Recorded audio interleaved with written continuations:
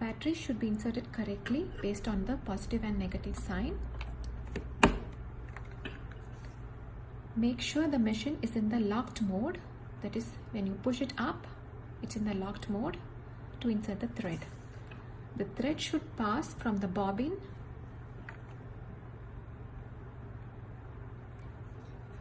through this hole and then through the tension control and then through the hole next to the needle, then at last through the needle.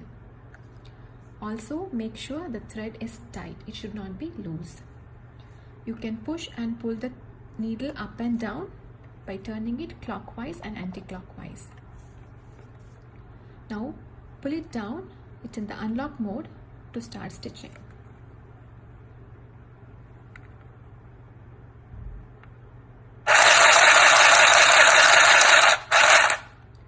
Once you are done with the stitching, make sure you leave at least 3 inches gap from the cloth and then cut the thread. Also turn over the cloth and make sure you put a knot at last.